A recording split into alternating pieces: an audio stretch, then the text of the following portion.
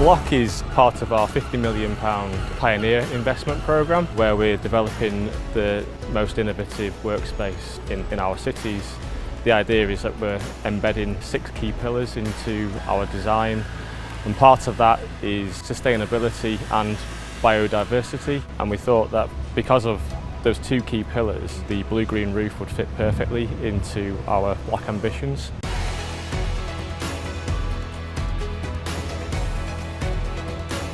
The idea of this is to set the principle that Bruntwood and United Utilities can look at this roof to see how successfully it's running, they have the data, and then also with the Manchester Council is to actually influence future development to use these types of systems as a way of adaptation to climate change.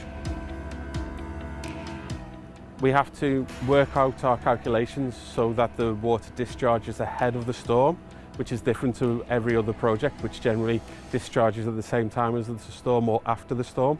So the idea would be that the smart system, this roof will be empty when the storm comes and has that capacity to take the storm without any discharge, which is reversing the current method of design. So what's been installed today is the permavoid squared system with passive irrigation cones. Permavoid's ideal because it's a shallow attenuation system, so load on any roof is a very critical thing. With a retrofit roof, your parameters are set, so we have what we have in terms of the roof's ability to handle the load of the water that we'll have on here and the substrate itself.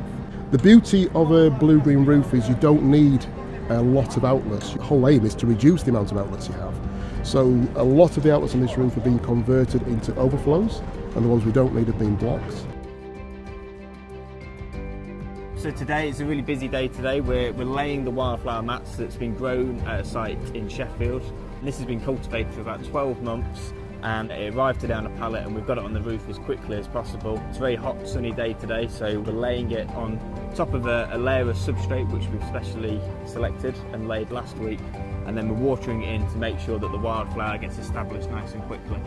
A blue-green roof like this can also help improve the biodiversity of the area, where before there was nothing. We've now created a meadow, in essence, in the middle of a city, and this is going to help pollinators, bees, butterflies, even birds actually have a small habitat where they can go get food, maybe even nest. And one in particular, the blue butterfly, which Manchester's really trying to attract back to the city. So it's really important to get the substrate and the plants exactly right on a green roof, because it's an extremely harsh environment. We've got a real mixture of loads of different plants. So we've got wild yarrow here with the lovely white flower, and you can see the bees and butterflies are loving it already. We've also got sedums based at the bottom, and we've even got some nice Mediterranean style herbs. So that's a real nice mixture of all these different species. So why the Polysync system is so smart is the fact that this level data feeds straight into the Kista's cloud. This live sensor data is then connected to the weather data. This is then fed into an optimization, and in that optimization we're working out how much water should be in this tank based off the rules set. We want to capture any kind of heavy rainfall events, hold that water up and basically reuse it when we get droughts.